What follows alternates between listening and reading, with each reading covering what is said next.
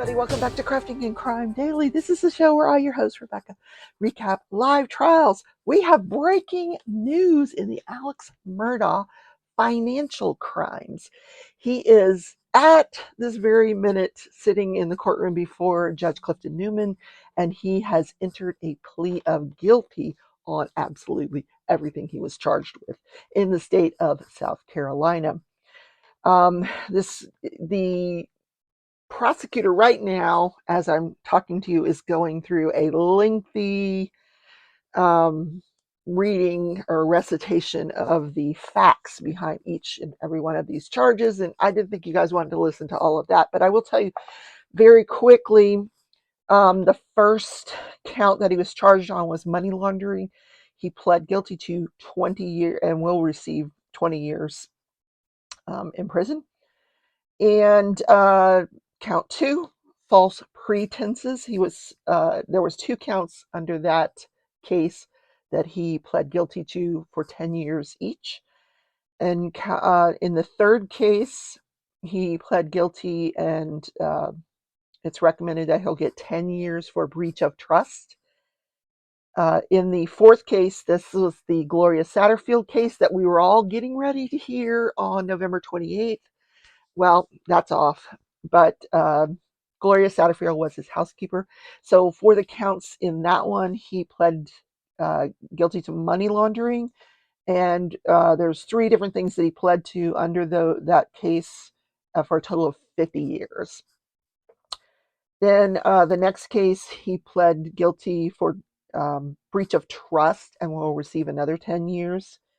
In the sixth case, he pled guilty to breach of trust, and it will be recommended that he get 5 years for that. In the seventh case, he pled guilty to money laundering, where it's recommended he'll get 20 years for that. In the eighth case, yeah, it's going on. Eighth case, he pled guilty to forgery. It's recommended he'll get 10 years for that. In the 10th case, he pled guilty to computer crimes in exchange for a 5-year sentence.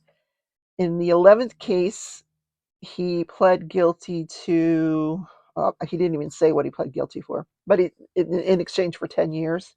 In the 12th case, he pled guilty to money laundering and will receive, or it's recommended that he receive 7 years for that. In the 13th case, he pled guilty to breach of trust and will receive 10 years for that. In the 14th case, this is the case of Hakeem Pinkney. That's the guy that was in a horrible. His mother was in a horrendous car accident, and he ended up paralyzed from the neck down, and he eventually passed away. But sad case. So he pled guilty to breach of trust in that case in exchange for a 10-year sentence. I have more. Yes. In case number 15, he pled guilty to breach of trust in exchange for 10 years. In the 16th case, criminal conspiracy, he pled guilty to that for 5 years. In the 17th case, that's money laundering, and that has to do with his brother, Randy Murdaugh, and his law firm, PMPED. He did that. He pled guilty in exchange for 20 years. And the 18th case, which was solely as to PMPED, his former law firm, he pled guilty to obtaining property by false pretenses, and he pled guilty to that in exchange for another 10 years. In the 19th case, and finally, tax evasion. He pled guilty to tax evasion and in exchange for 5 years on that. Now, all told, and you guys know, I'm terrible at math, 257 years, yeah, give or take. And but the prosecutor said 27 years, so probably some of that's going to be concurrent with other things. In any case, he's going to be in prison for a very, very, very long time. He's already serving 2 life 2 life sentences without the possibility of parole for his criminal uh, convictions, having murdered his wife and son. Oh my God.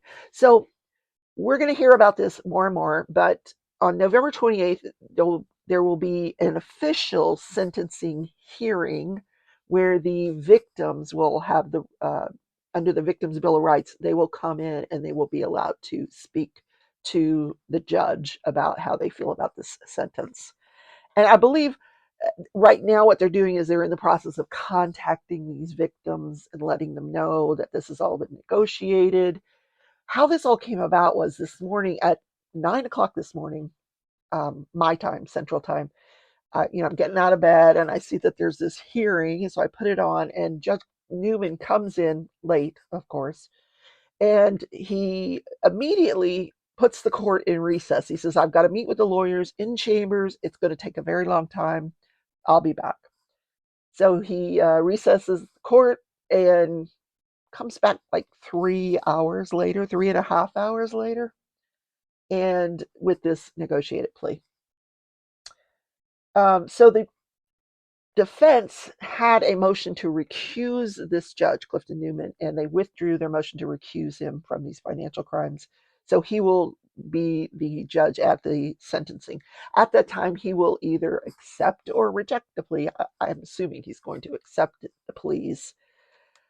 That's going to save the taxpayers of South Carolina an awful lot of money, because trying all of those cases, this involves 5, 6, 7 different counties that he pulled off these financial crimes to.